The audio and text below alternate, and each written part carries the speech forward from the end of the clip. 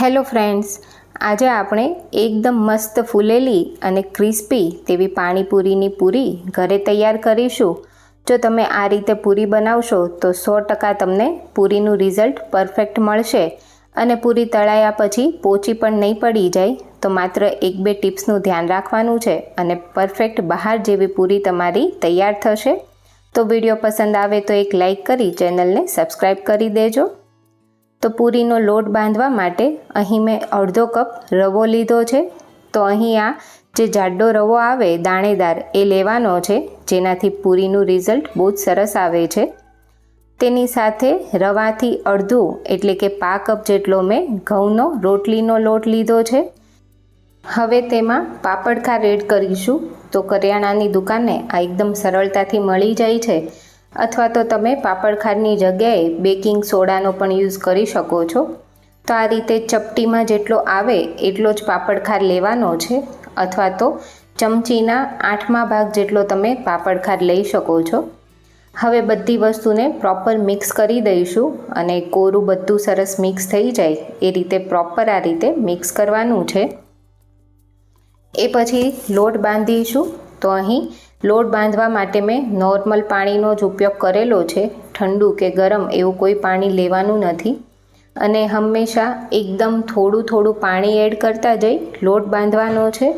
અહીં આપણે રવો યુઝ કર્યો છે એટલે રવો ધીમે ધીમે પાણી પીશે, એટલે થોડું પાણી એડ કરીશું અને લોટને મસળતા જઈશું. તો અહીં પૂરી માટેનો લોટ મીડિયમ કઠણ બાંધવાનો છે અને થોડું પાણી લેતા જઈ લોટને આ રીતે પ્રોપર મસળવાનો છે. પાણી લોટમાં પ્રોપર શોષાઈ જાય એ પછી ફરી પાછું 1-1 ચમચી જેટલું પાણી લઈ લોટને આ રીતે સરસ મસળતા જઈને લોટ બાંધીશું.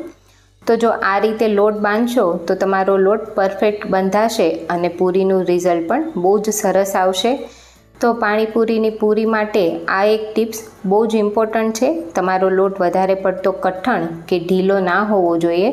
આ રીતનો જે આપણે પૂરી બનાવીએ એવો મીડિયમ કઠણ લોટ બાંધીને તૈયાર કરવાનો છે. તમે અહીં લોટનું ટેક્સચર જોઈ શકો છો. પરફેક્ટ લોટ બંધાઈ ગયો છે અને આટલો લોટ બાંધવા માટે મારે 1/2 કપ અને ઉપર 1 મોટી ચમચી જેટલા પાણીની જરૂર પડેલી છે. અહીં રવાની ક્વોલિટી પર ડિપેન્ડ છે કે તમારે કેટલું પાણી જોઈશે. ક્યારેક પાણી ઓછું જરૂર પડે છે અને જો રવો બહુ જૂનો હોય તો થોડા વધારે પાણીની પણ જરૂર પડી શકે છે. હવે લોટને ઢાંકીને 10 મિનિટ રેસ્ટ આપીશું. 10-1 મિનિટ પછી લોટ પ્રોપર સેટ થઈ ગયો છે અને થોડું પાણી લઈને આપણે લોટ બાંધ્યો હતો, એટલે લોટ કઠણ નહીં થશે, પરંતુ બસ એ સેટ કરવા માટે જ તેને રેસ્ટ આપવાનો છે. અહીં લોટ પરફેક્ટ તૈયાર થઈ ગયો છે અને હવે તેમાંથી એક સરખા મોટા લુવા બનાવી લઈશું અને એ લુવામાંથી આ રીતે મસળીને લાંબા લોક તૈયાર કરીશું અને તેમાંથી એકદમ નાની સાઈઝના લુવા પાડીશું. જેવડી પૂરી તમારે બનાવવી હોય એ રીતના લુવા બનાવીને તૈયાર કરવાના છે. તો પહેલાં એક સરખા રીતે કાપી લઈશું અને એ પછી હાથમાં થોડું મસળીને આ રીતે નાના લુવા તૈયાર કરીશું. જો તમારો લોટ પરફેક્ટ બંધાયો હશે તો લુવા આ રીતે સરસ લીસા તૈયાર થશે, તેમાં કોઈ પણ ક્રેક નહીં આવે. અને અહીં આ રીતનો લોટ તૈયાર કરેલો છે. તો અહીં મેં બધા લુવા વાળી લીધા છે અને હવે તેમાં એક નાની ચમચી જેટલું તેલ એડ કરીશું અને બધાને આ રીતે પ્રોપર મિક્સ કરી લઈશું. તો આવું કરવાથી લુવા એકબીજા સાથે ચોંટશે નહીં અને તે વધારે પડતા ડ્રાય પણ નહીં થઈ જાય. અને હવે તેમાંથી પૂરી વણી લઈશું. તો થોડા આ રીતે લુવા લેતા જઈશું, બાકીના આ રીતે ઢાંકીને રાખવાના છે અને લગભગ 2 થી 3 વેલણ મારીને આ રીતની પાણીપુરીની પૂરી તૈયાર કરી લઈશું. અહીં તમે જોઈ શકો છો કે પૂરી વધારે પડતી પાતળી પણ નહીં અને બહુ જાડી પણ નહીં, એ રીતની મેં વણી લીધી છે. તો આવી જ બધી પૂરી વણીને તૈયાર કરીશું. આ રીતે જો તમારે એક પૂરી ના વણવી હોય તો તમે એક મોટો લુવો લઈને તેને રોટલી જેમ એકદમ પાતળો વણી લેવાનો છે અને આ રોટલી વણતી વખતે બધી બાજુથી એક સરખી રોટલી વણાય તેનું ધ્યાન રાખવાનું છે અને રોટલી વણતા ક્યાંય પણ ચીપટી ના આવે એનું ધ્યાન રાખવાનું છે. અને એ પછી આ રીતે કોઈ પણ વાટકી લઈને કાપી લઈશું. તો આ રીતે તમે કરશો તો તમારી બધી પૂરી એક સરખી સાઇઝની તૈયાર થશે. તો બંને મેથડથી પૂરી એકદમ સરસ તૈયાર થશે. જે તમને ઇઝી લાગે એ મેથડથી તમારે બધી પૂરી વણીને તૈયાર કરી લેવાની છે. અને પૂરી એક એક વણતા જાઓ તેમ આ રીતે ભીના કપડા પર પૂરી મૂકતા જવાનું છે. તો કપડાને મેં ભીનું કરીને એકદમ સરસ નીચોવીને આ રીતે પાથરી દીધું હતું અને તેના પર આ રીતે એક એક પૂરી મૂકતા જઈશું.